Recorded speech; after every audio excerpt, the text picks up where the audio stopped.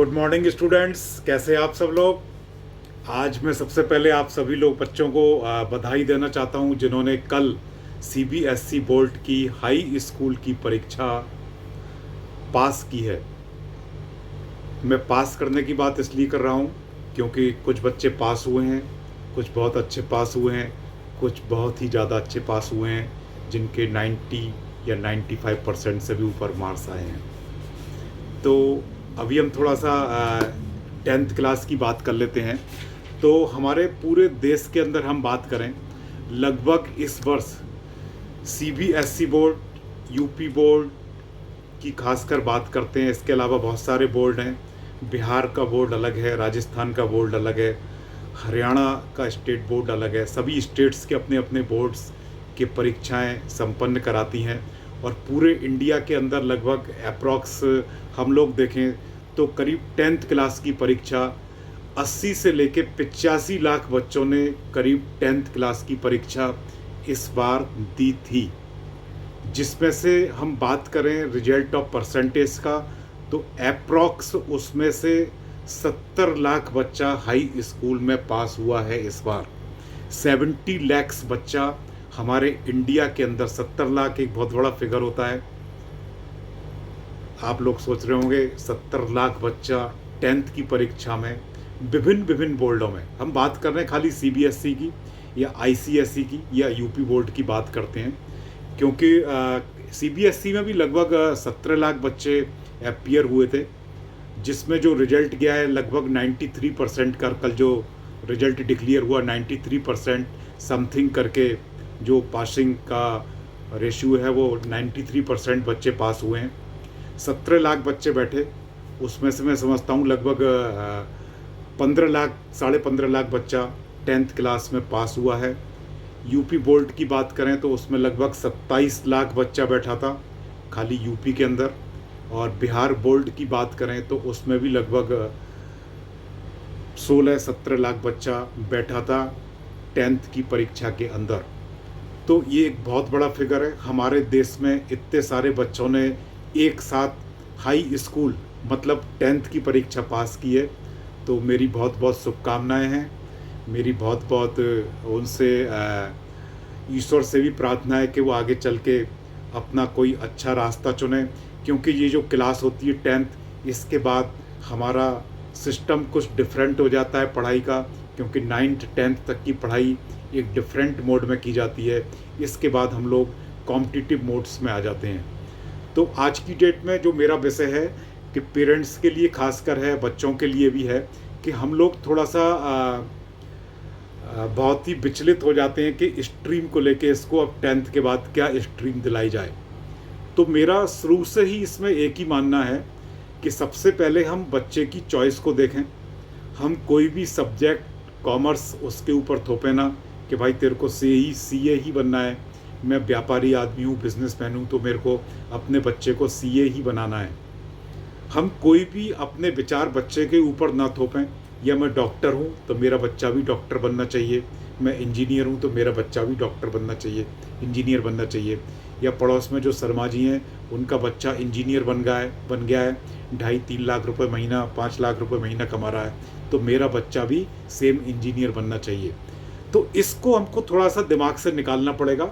हमको बैठ के बच्चे से बात करनी पड़ेगी, उसके मार्क्स का एनालिसिस करना पड़ेगा, और उसकी जो सब्जेक्ट में जो इंटरेस्ट है उसके लिए आपको एक किसी काउंसलर्स के साथ में, आजकल बहुत काउंसलिंग जगह जगह होती है, और काउंसलिंग के लिए आप मेरे पास भी संपर्क कर सकते हैं। मैं भी इंडिविजुअली बच्चों को सब्जेक्ट वाइज पेरेंट्स की काउंसलिंग, बच्चों की काउंसलिंग काफ़ी साल से कर रहा हूँ। इसलिए आपको मैं एक हिंट दे रहा हूँ कि आप भी अगर काउंसलिंग चाहते हैं तो मेरे को आप कमेंट बॉक्स में अपना केवल नंबर और अपना सब्जेक्ट लिख कर दें, तो मैं आपको फ्री ऑफ कॉस्ट काउंसलिंग करता हूँ मैं अभी, तो मैं कर सकता हूँ। तो सबसे पहले बच्चे से बात करें, उसके सब्जेक्ट टीचर से बात करें।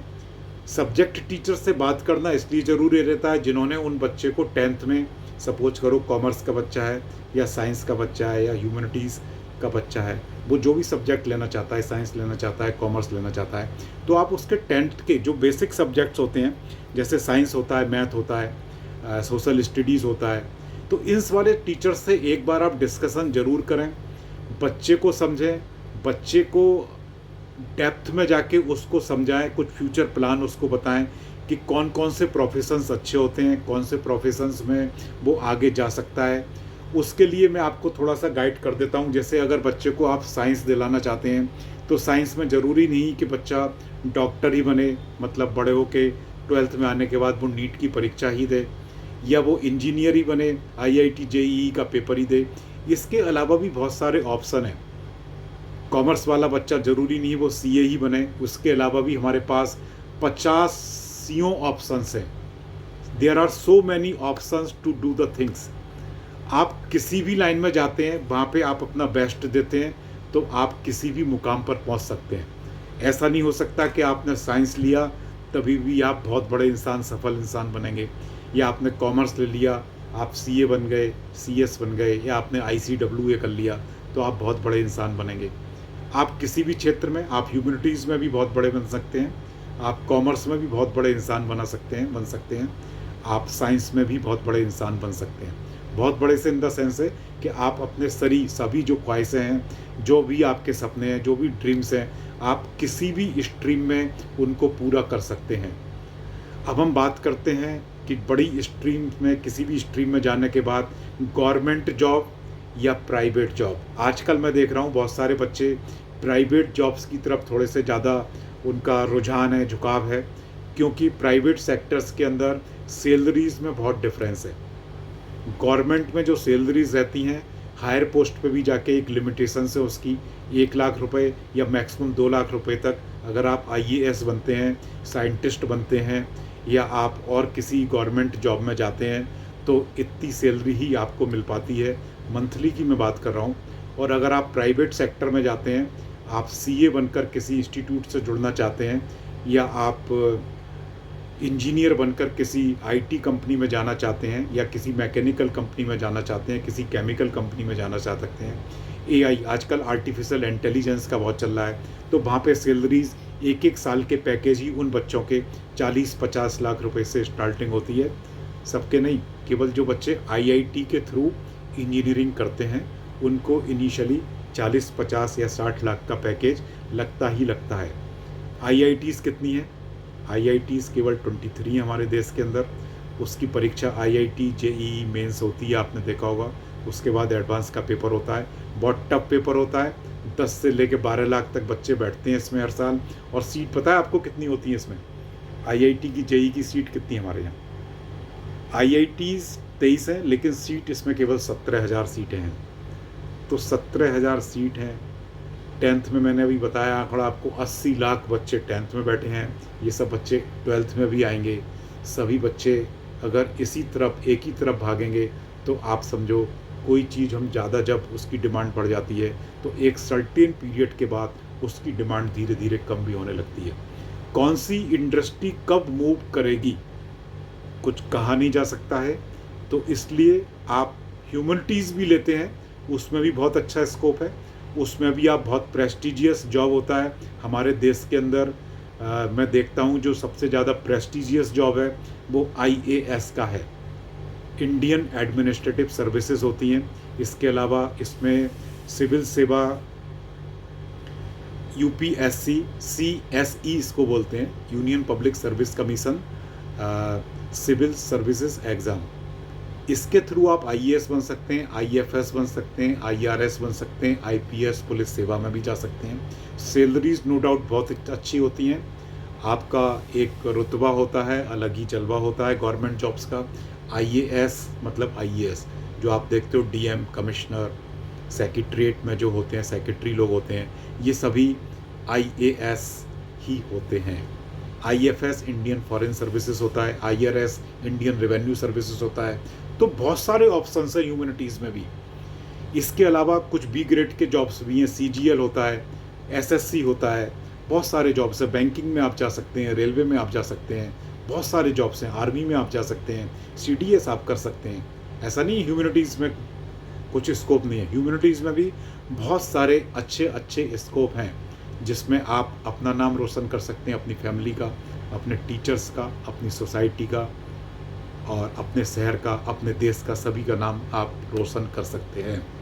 कॉमर्स के बच्चे के लिए महीने के 4-5 लाख रुपए कमाना बहुत आसान होता है अगर वो सीए बन जाता है, सीएस बन जाता है, कंपनी सेक्रेटरीज होते हैं। इसके अलावा भी आईसीडब्ल्यूए होता है और भी बहुत सारे फॉरेन कंट्री से, यूएसए एक आईएफएस मेरे को कोई बता रहा था कोई कोर्स होता है फाइनेंस इन्वेस्टमेंट और फाइनेंस एनालिसिस का, उसमें भी बहुत अच्छा स्कोप है। तो बहुत सारा, हर क्षेत्र के अंदर बहुत सारा स्कोप है। तो एक बार फिर अगर आपको कोई कन्फ्यूज़न है, कोई चीज़ आपको डिस्कस करनी है अपनी स्ट्रीम से संबंधित, तो आप मुझसे संपर्क कर सकते हैं। अपना नंबर आप मेरे को कमेंट बॉक्स में शेयर कर सकते हैं, मैं आपको डेफिनेटली मदद कर पाऊँगा।